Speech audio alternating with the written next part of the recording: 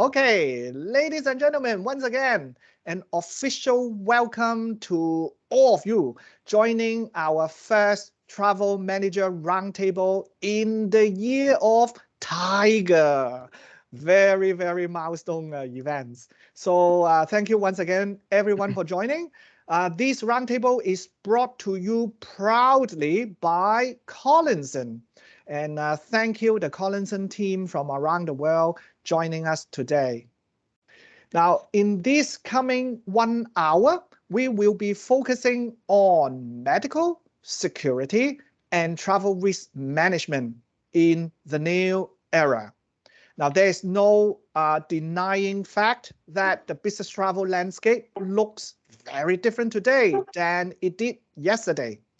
COVID pandemic has left an indelible mark on the sector and is having, to adjust to the constantly changing environment. Now, in this exclusive roundtable, we bring together a distinguished panelist to discuss the most important changes related to the health and duty of care of all staff. Now, during this 1 hour, we would have a lot of discussion, and please turn on your chat box on the top in Teams. If you have questions or comment, please type that in. All right, and we will try to answer this during the session. But of course, at the end, we also have time to do open forum discussion. Now, may I have the honor right now to introduce to you our 4 very, very distinguished panelists. First, Mr. Francis Chong, Vice President, Head of APAC Assistant at Collinson. He is based in Singapore. Welcome, Francis. Hi, everybody. Very glad to be here. And thank you for also having me. As mentioned by Benson, we are the global leaders in the provision of medical and travel risk mitigation solutions. So I've been in this industry for about more than a decade. So that tells you roughly how old I am. My chief role is really to help organizations to mitigate their health and travel related issues. So I've seen many cases, managed many cases throughout Asia Pacific. Just hope to be able to share some of these stories with you today. Thank you for having me.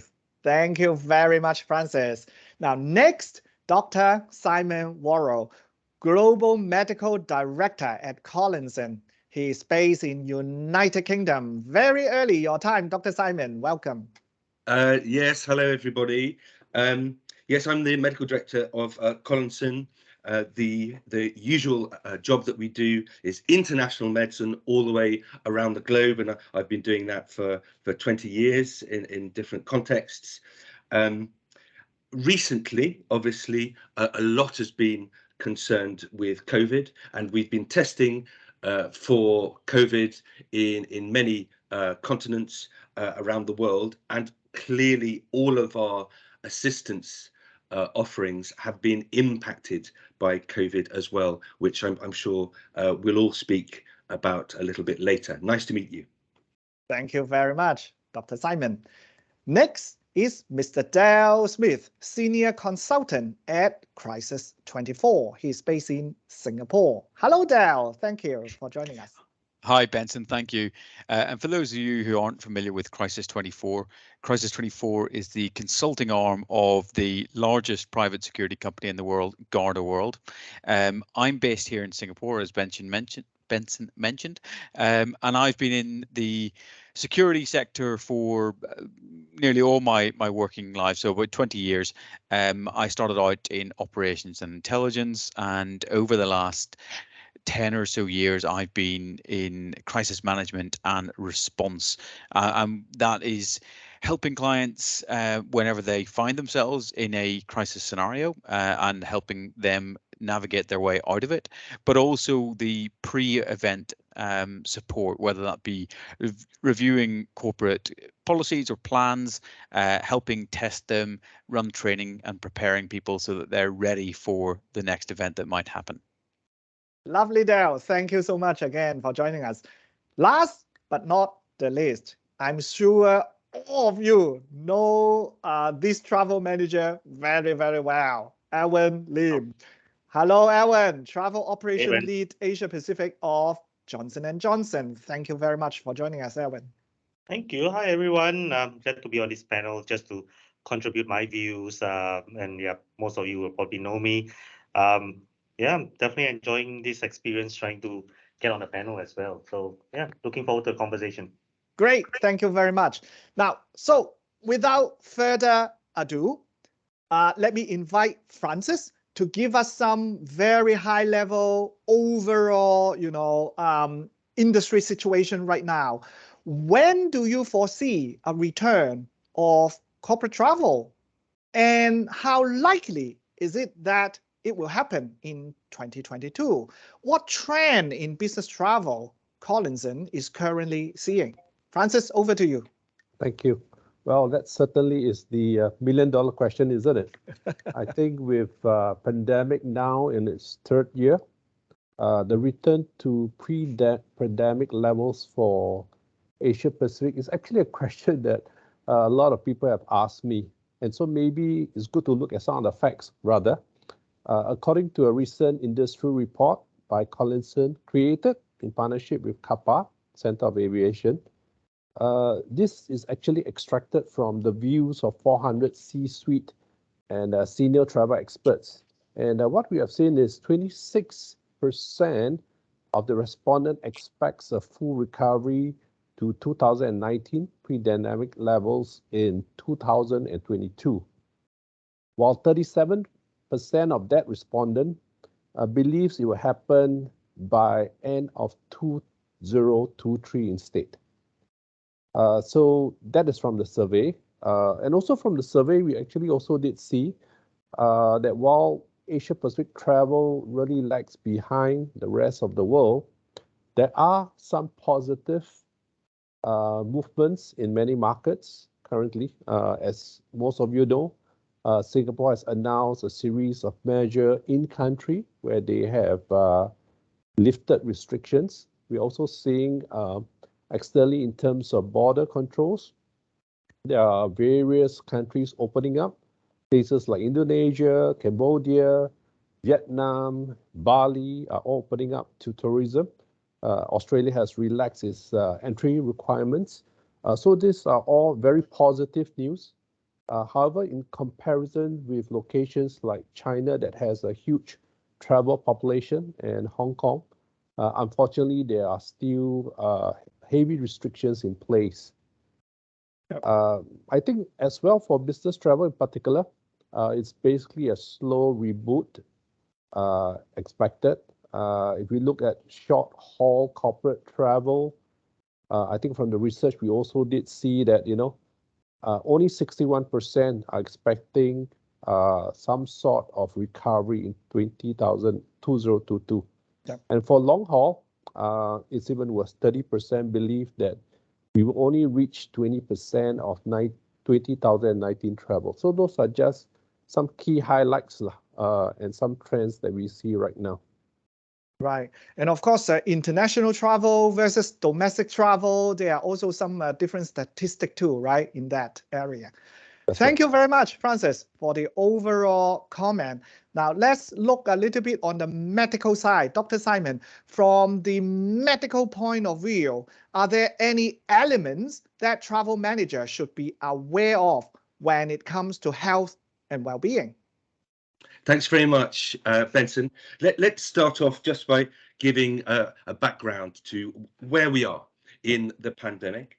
460 million cases worldwide, 6 million deaths, very sadly. Yep. But this is the really important point. We have some fantastic vaccinations. 11 billion vaccination doses have been given, and almost 60% of the world is fully vaccinated. We just have to bear in mind that, as we're all aware, there are differences between different continents, and Africa, of course, being the continent that at the moment it will take some time for them to get vaccinated. However, let's take Singapore as an example, as a brilliant example, I must say. So over 90% of the population has been fully vaccinated. 70% have even had a booster. Wow. And that, if you look at the official government details, sorry, it's a bit early over here, then you'll see that the cases in hospitals, and sadly the fatalities, are in the patients that haven't been vaccinated. And so that's my number one message, really, is that vaccination works incredibly well. But if we look over the region, there has been a spike in cases in China and Hong Kong, as we all know. Yep.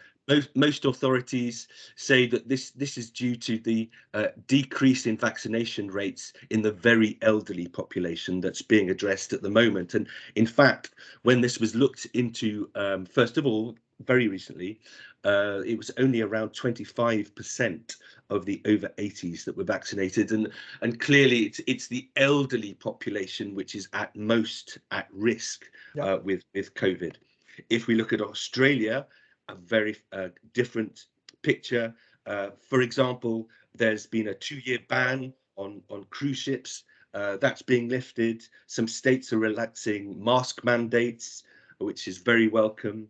If we look at South Korea, there's going to be a stop for the need of QR codes when going to restaurants.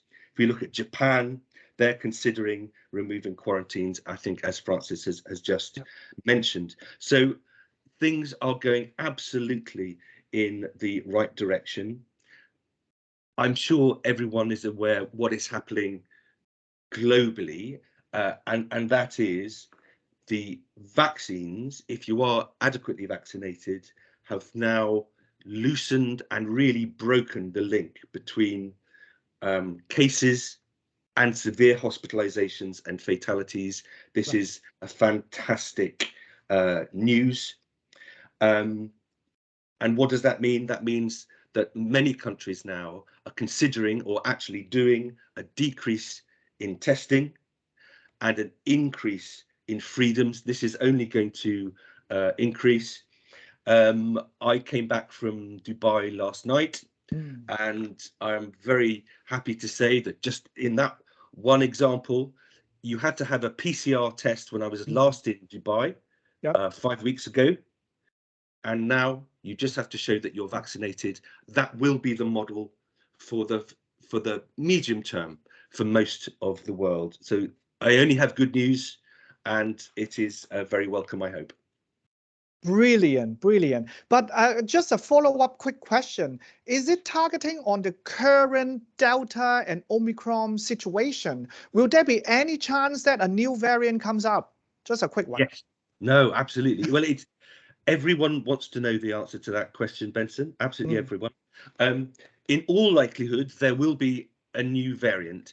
It's becoming progressively difficult for the virus to come up with new variants, simply because we've had 4 so far, and for variants to occur, they must be more infectious. And Omicron is incredibly infectious, but conceivably it could happen. But the other thing is that what happens with viral epidemics and pandemics is that successive mutations not only become more transmissible, usually they become milder as well. And this is what us immunologists and us virologists were saying 2 years ago, right at the beginning, and that has absolutely been borne out. So my another bit of good news is, whatever happens, the most likely thing to happen is that our vaccination will protect us. If we are in an at-risk group, so if we have significant past medical history, if we are very elderly, we may need yearly boosting. But for most of us, we can try to forget about COVID and live our lives. Great. That's no doubt good news. All right. Now let's look from crisis management angle now. Now, what travel risk challenges have you and your clients faced during the pandemic? And are there other travel risk management envisioned as we emerge from the pandemic? Dal. Sure, thanks, Ben. I suppose I want to build on Simon's point. There is that most of the world is moving past the pandemic, and I feel that most of our clients have also moved past the pandemic. And the past couple of years have seen a host of other major travel risk challenges. But I will answer the first part of the question, which is the pandemic bit. We experienced an extra layer of difficulty in terms of the restrictions on personal movements. The hurdles that clients' personnel had to, jump over in order to enter and exit a country, the shifting sands when it comes to regulations, as Simon mentioned. And from an assistance perspective, we had to provide remote support when otherwise we would have gone to deliver support in person. And also we had to provide long-term assistance to stranded personnel.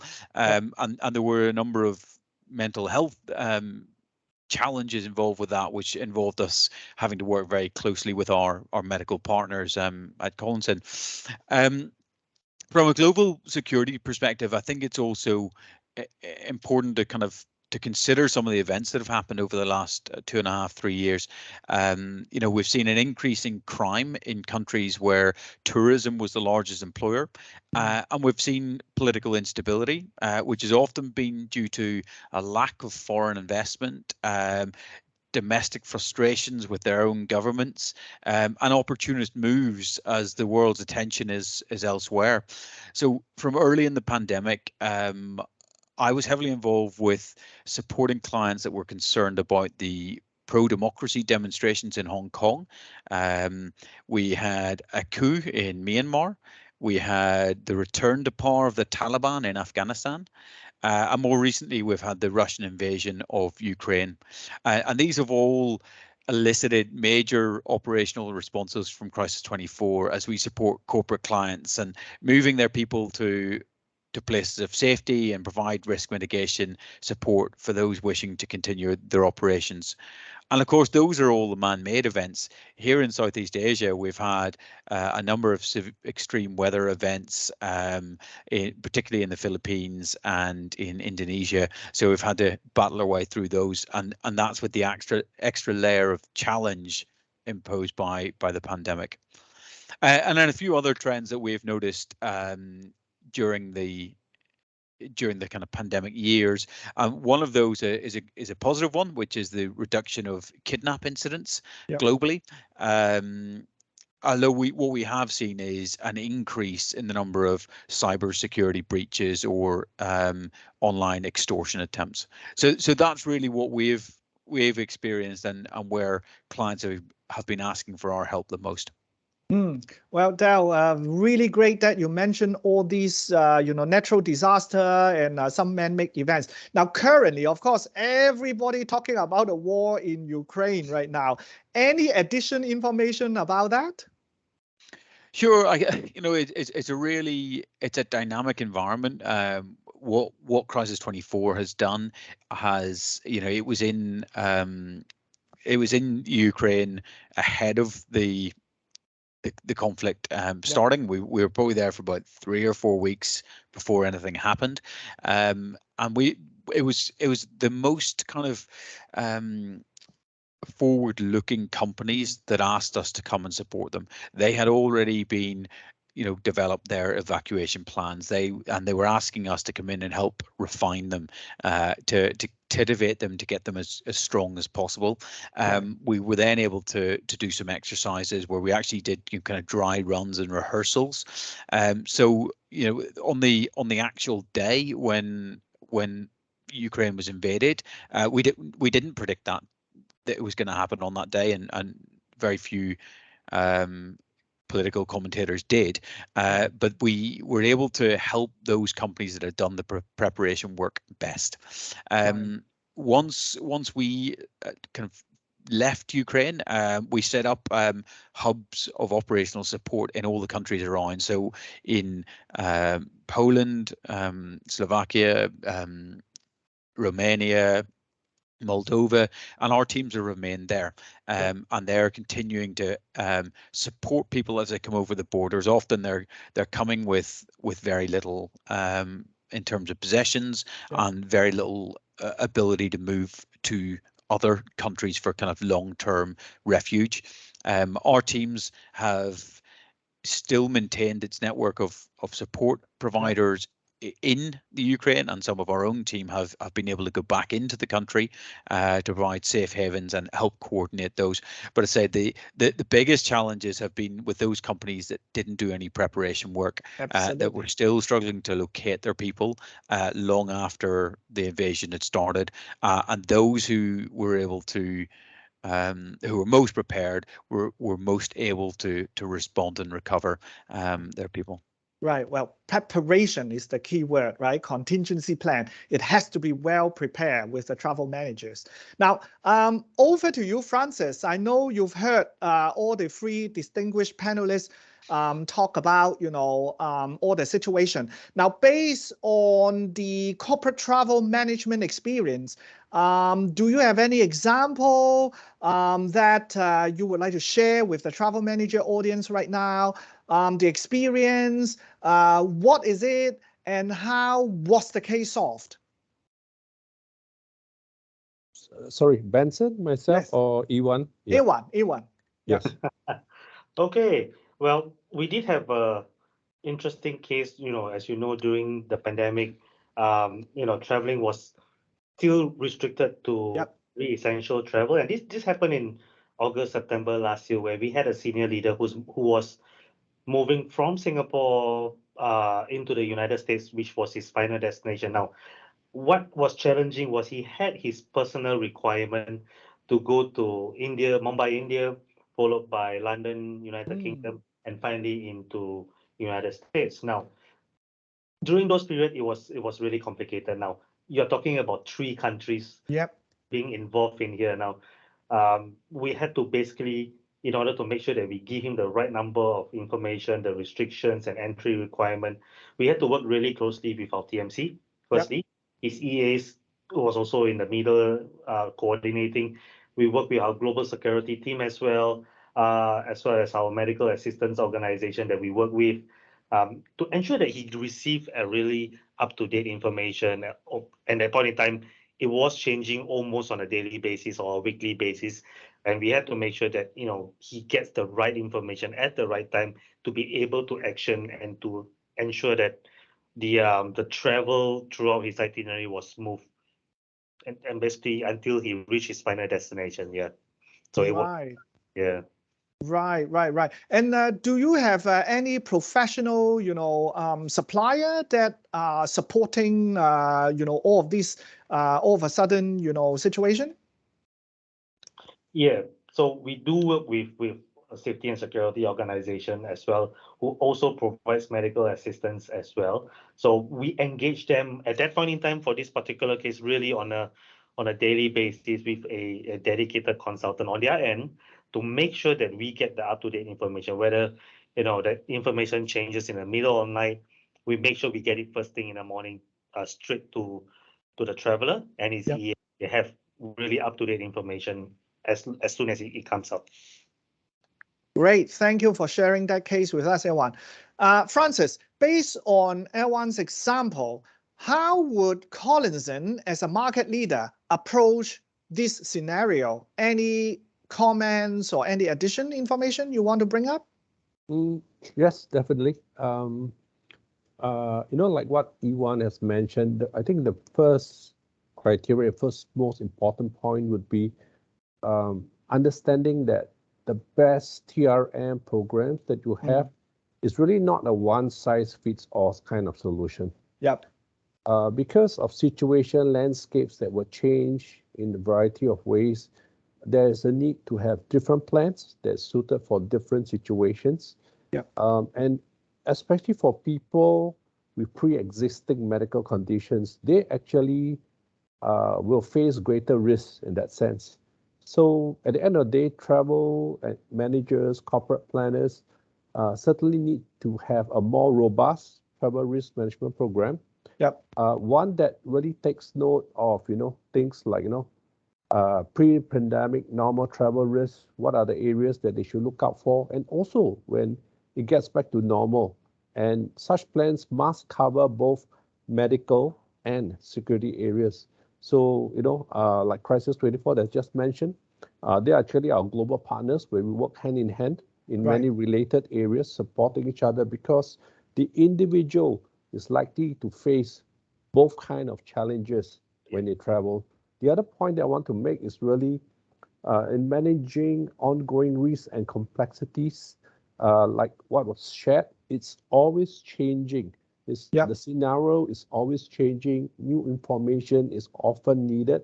Therefore, active monitoring is needed.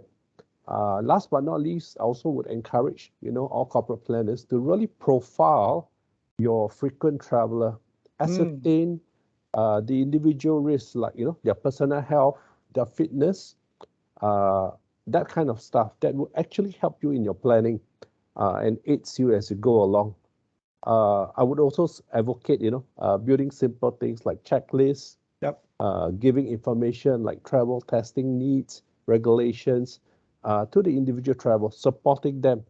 And at times, it's good to use a third party so that you get specialized information in those areas. I just want to share a quick story. Just over the other day, we had a caller, and she was traveling to Germany. And going to Germany, most of us would think that you're going to a developed country, everything should be okay, right? Unfortunately, when she reached there, she had food poisoning. It was so severe that she had to be warded into a hospital. Wow. And guess what? When she was at a hospital, everybody spoke in German, so she couldn't communicate with them. And when they decided to do more treatment, they actually gave her an indemnity form to fill, and it's all in German. And so, can you imagine, all alone, you're in pain, you're suffering, and you don't understand the language, you don't know what's going on. Certainly, all of this came about in just a simple trip to Germany.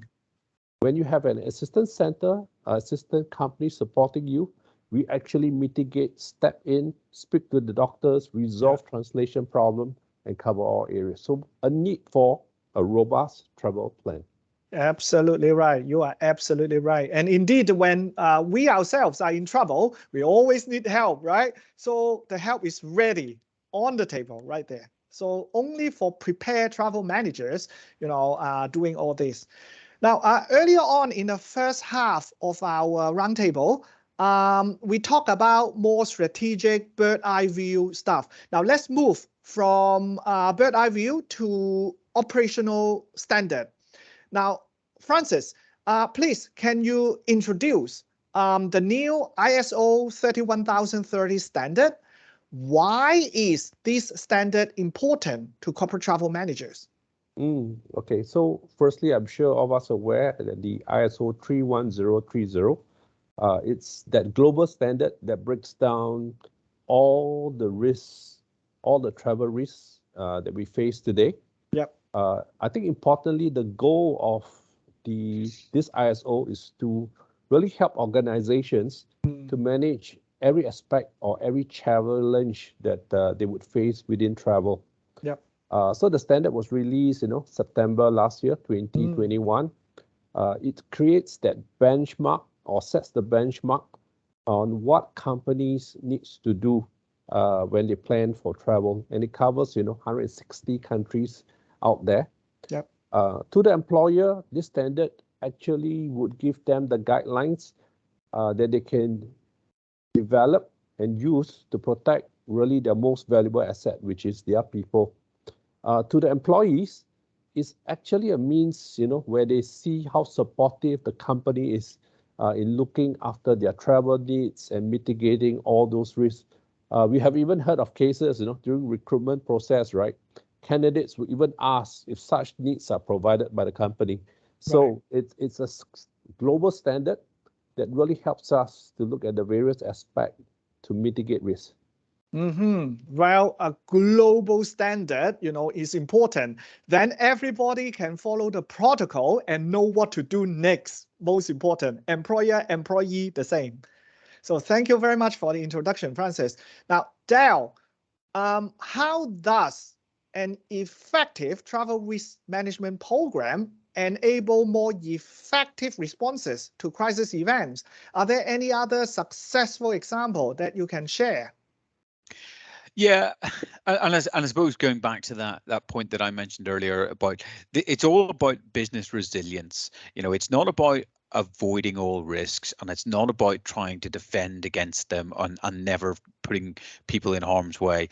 Right. It's accepting that there is risk, and what we're really trying to do with our clients is make sure that they're resilient. And what do I mean by that? It's their ability to anticipate the things that might go wrong, Right. prepare for those things when they do happen, respond to them, and then get into that recovery workflow of back to business as normal, or business in the new normal. That really is how we understand resilience. And the examples I was mentioning earlier about the clients who nearly every company in the world responded and recovered or managed COVID-19.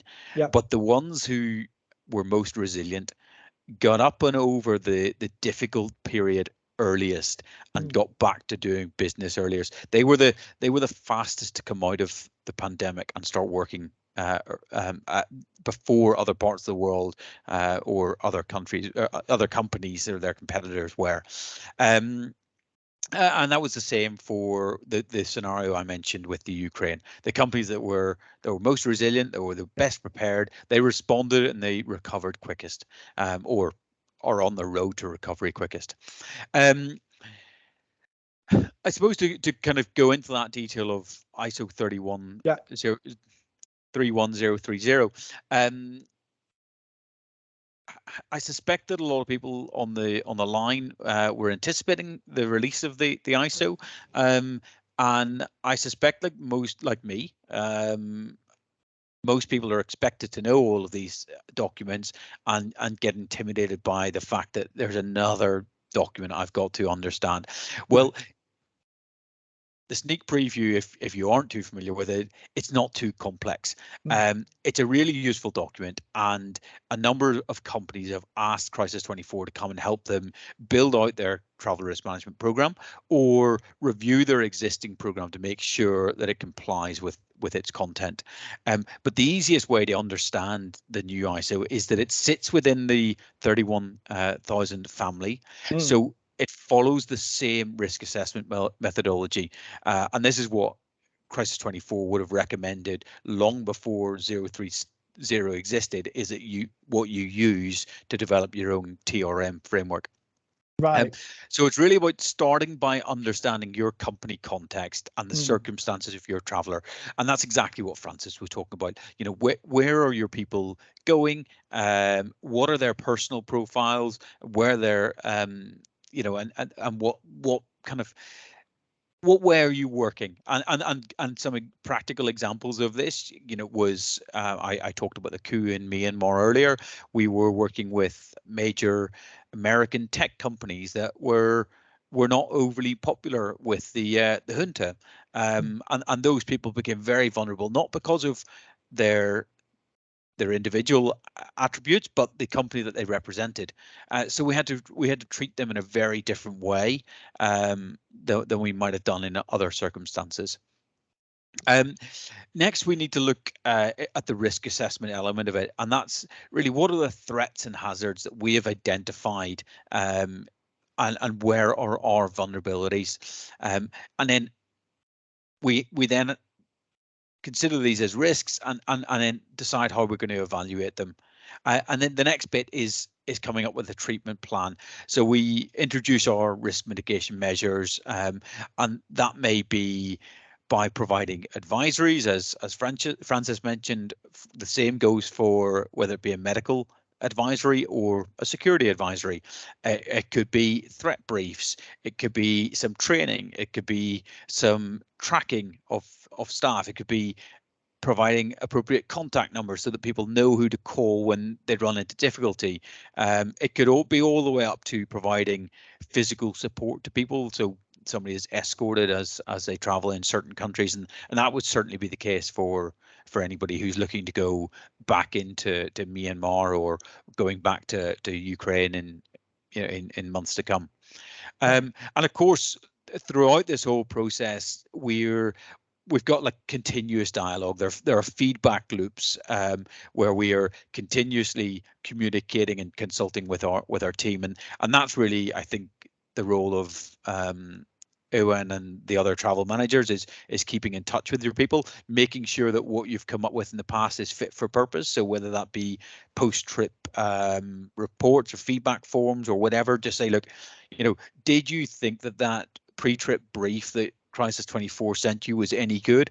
Did you get to the country and think it was a load of rubbish? That kind of feedback is critical because you need to know that it's not just another junk mail that I don't bother reading because I've found it useless in the past. Otherwise, you're not going to improve what you've got.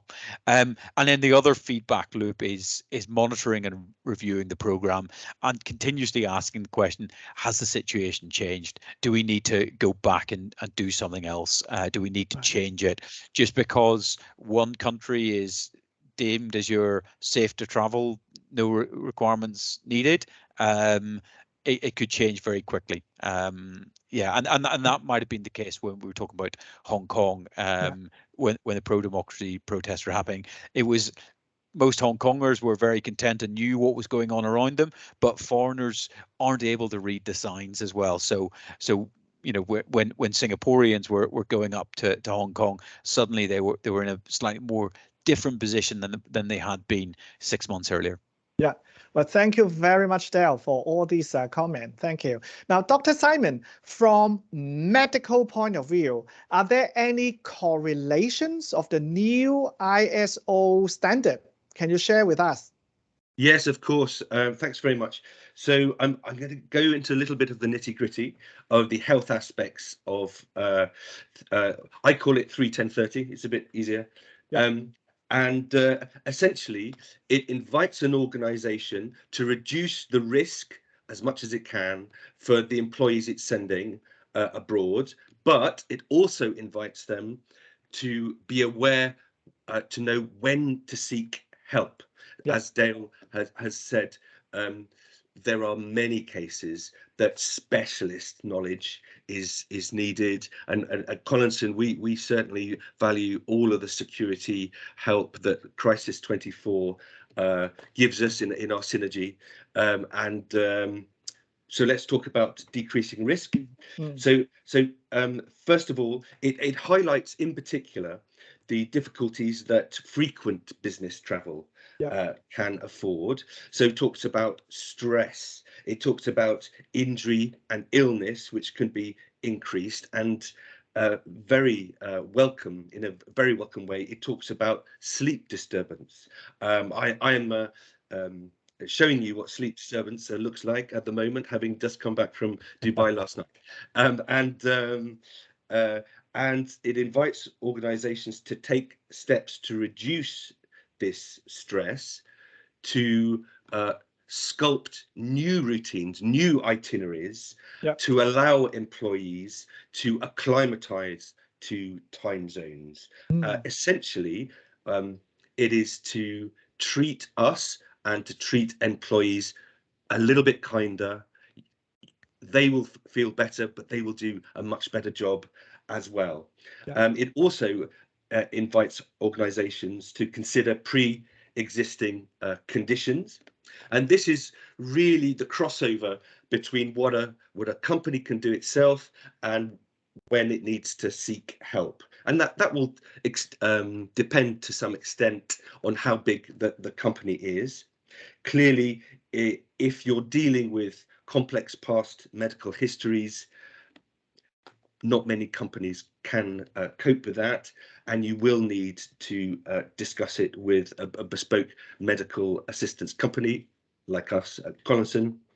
The other thing to bear in mind, and this is really important, is that does the employee really want to divulge all of the nitty-gritty of their past medical health to their employee? They will be fearful that it will impede their progress up in the organization, and of course that is very understandable. So actually getting a third-party organization, as Francis mentioned, in order to look after the employee with confidentiality, is a very important thing.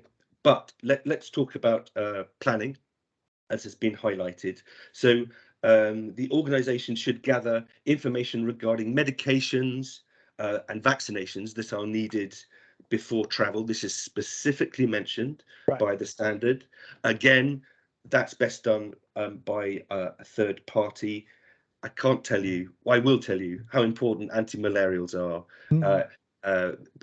Employees are killed every year by not being prepared and not having anti-malarials, but also by taking them but not actually eating them. What organizations are also invited to do is to make sure that the destination has the competence to look after the past medical history of the employee, but also what happens in an emergency.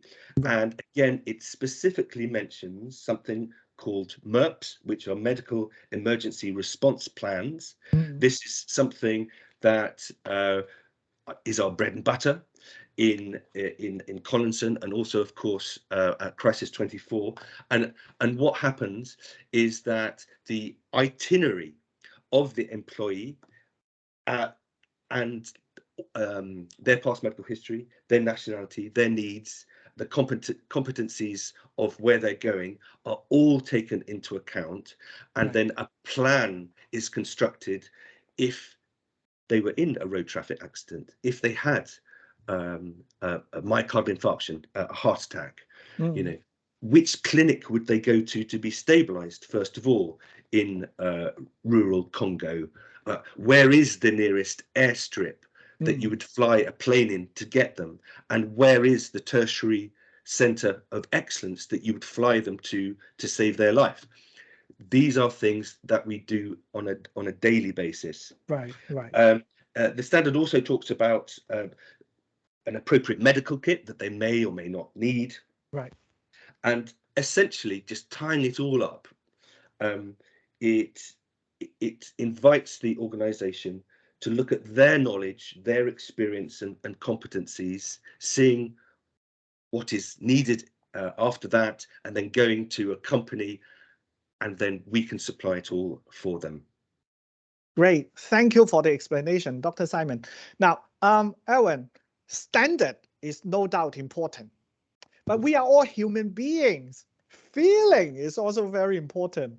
Now, what opportunity exists to support the staff for those impacted by COVID? For example, work from home requirement and also the business travel support. Now, can you share something with us, Erwin? Yep, sure. I mean, having a standard or guideline does help organizations figure out what direction and what kind of initiatives that they want to drive for their employees. And like what the panelists said, Francis, Dale, Dr. Simon as well, I think there is a need to recognize how can we help them, either a risk appetite, is there a checklist, are the briefings sufficient enough, and do we have the support mechanism like a travel app that allows them a one-touch to get assistance if and when they need to do so. And all these are things that we used to take it for granted, but I suppose now it's even more relevant than before. Absolutely. Really, it's really whether it's mental health or striking a balance between work, travel, rest. Now, this whole COVID pandemic has made a lot of organizations, even individuals, to really sit up, reassess, and where are they in that journey? You know, in that whole COVID journey. I know a lot of people are optimistic it's coming to the end of it's becoming endemic and then it's almost over.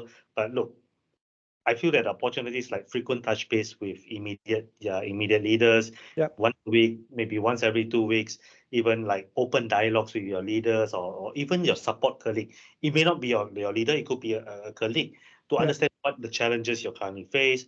And personally for us, what we do as well, we have like things like No Meetings Friday.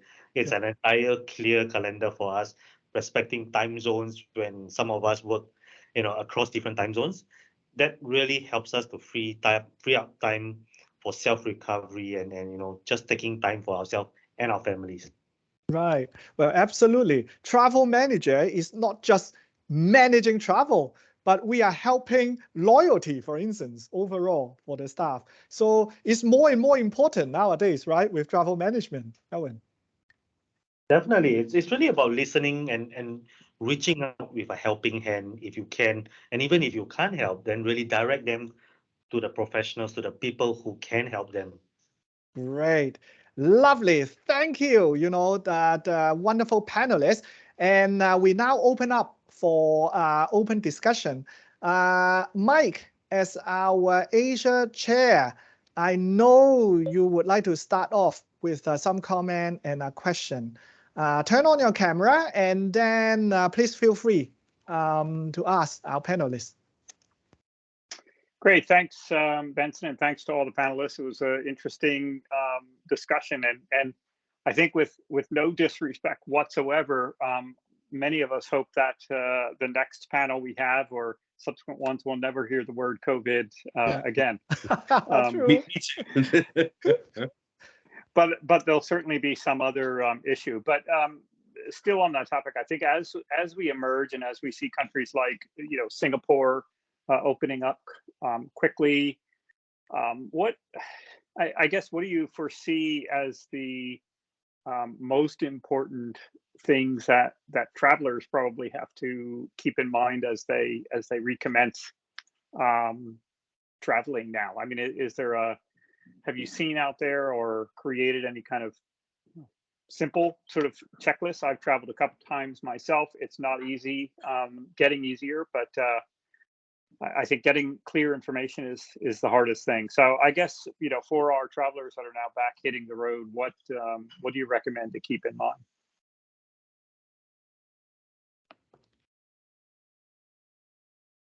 Who would like to start? Shall I start? Thanks, Mike. It is mostly, if not all, about planning.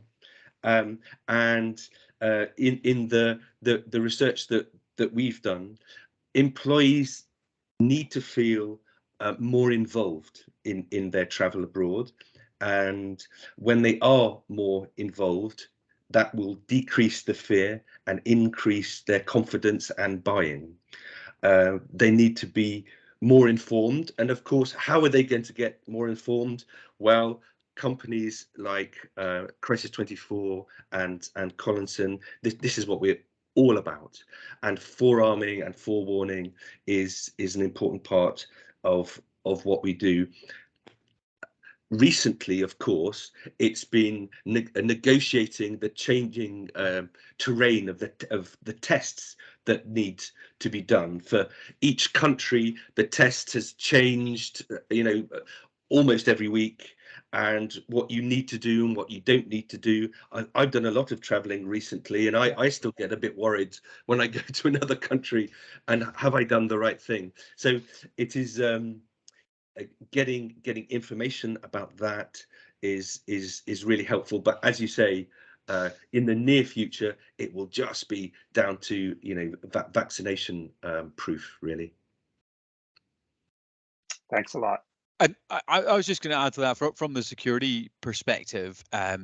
Yes, the planning and understanding all the different hoops that we have to jump through before we go anywhere. But also, I go back to my earlier point where I said about the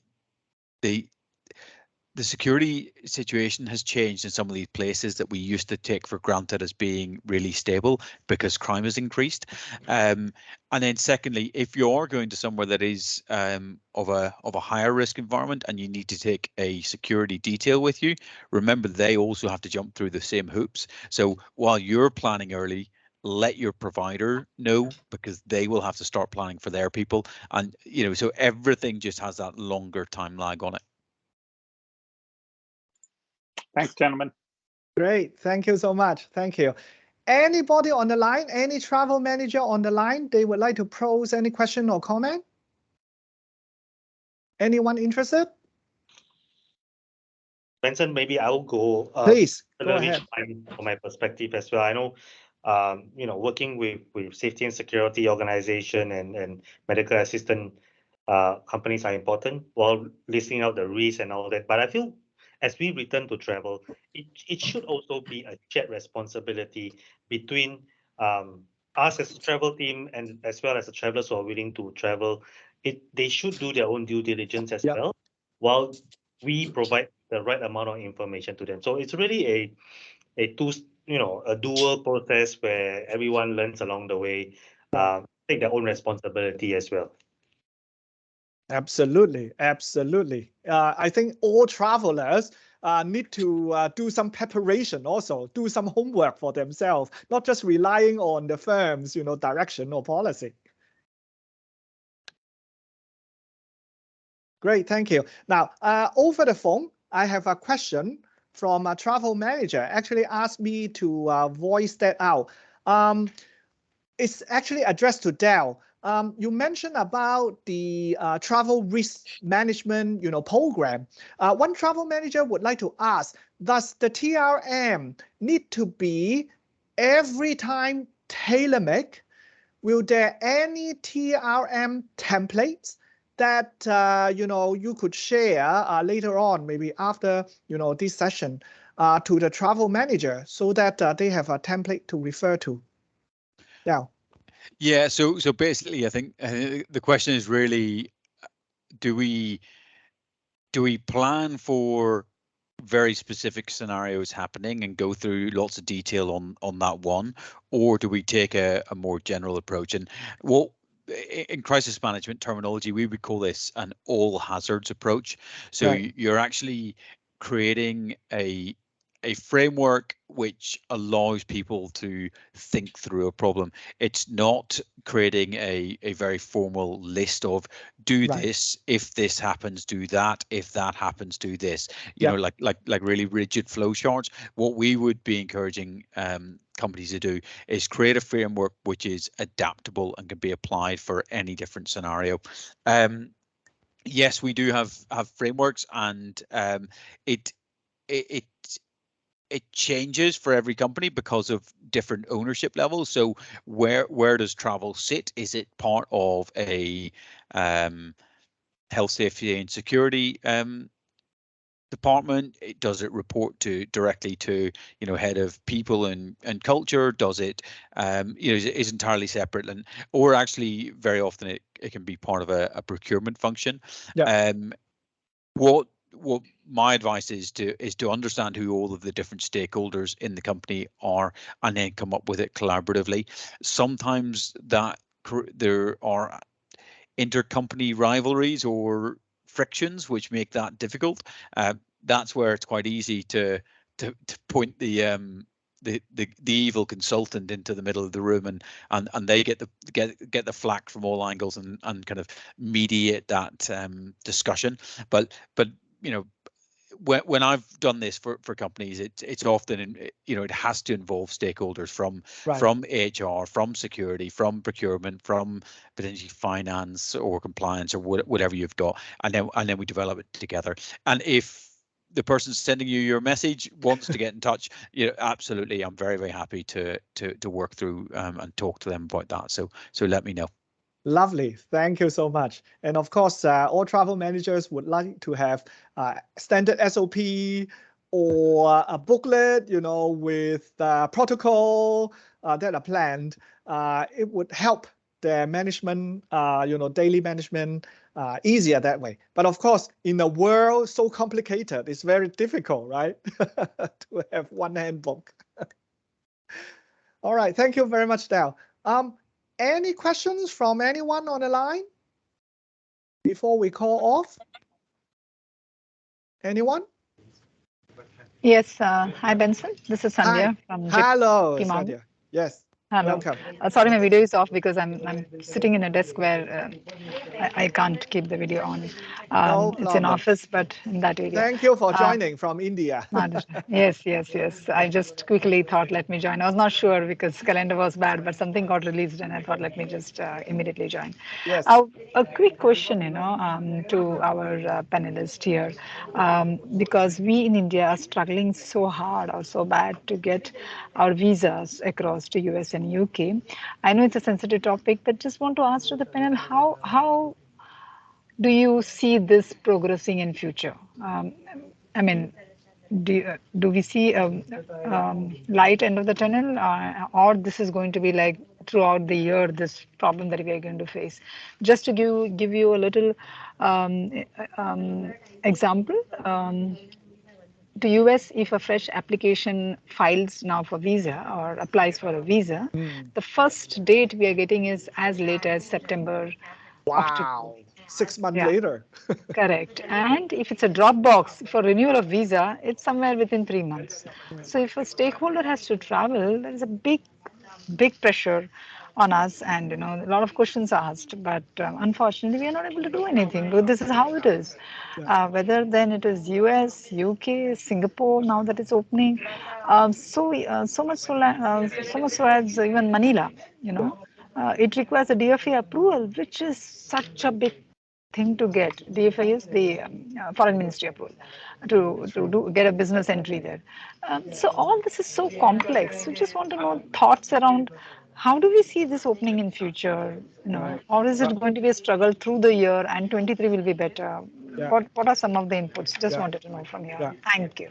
Very, very practical question. Many countries are now tightening the visa policy. Maybe Francis, you add some comment first.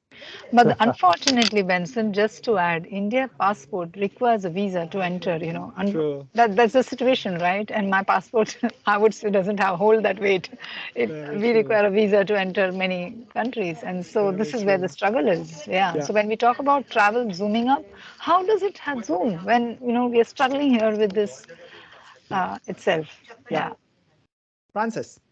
Okay, so just some quick personal comments. Yeah, some of the reasons probably is not just driven by security or medical related areas. I think it has to do with the policies where each government has in terms of the kind of economic and geographic type of structures that they want within the manpower areas. So it's largely driven by economic policies that different countries has. I think in this current stage where every country that has faced huge economic issues out of the COVID-19 issues, they certainly have tightened a lot of these areas. But I think the good note is really as countries start to emerge out of all these pandemic areas, my own personal belief is such restrictions will also be lifted up eventually. Not immediately, but eventually. And the reason behind it is really obvious, in the sense that no country in the world can exist really alone. We are all integrated in some ways. True. Yeah. And we are dependent on each other in some ways. And due to those kind of reasons, ultimately, it will become easier. Ultimately, restrictions will be lifted. So that is what I believe so. Yeah, a global village concept. We are in a global village. Maybe Erwan, could you add a little bit, from a travel manager's perspective? I don't want to be a wet blanket, but unfortunately, it is the reality of every return to travel.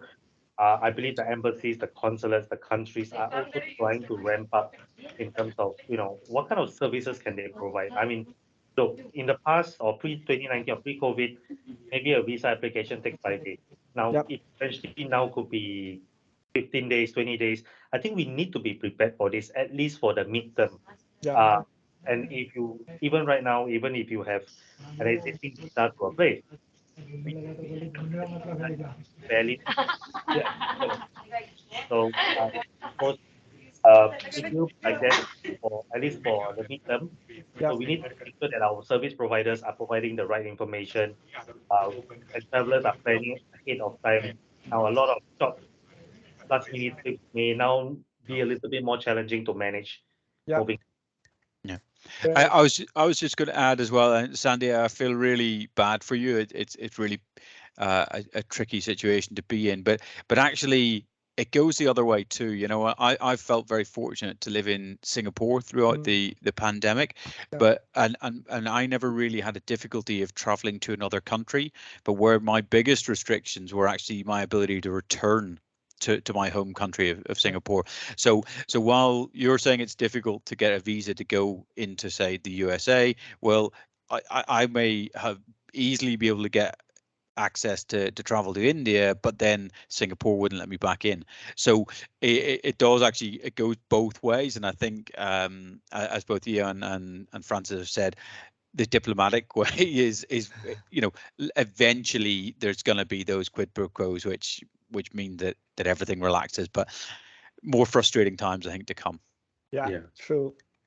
And let's face it, most governments have been fairly paralyzed by COVID.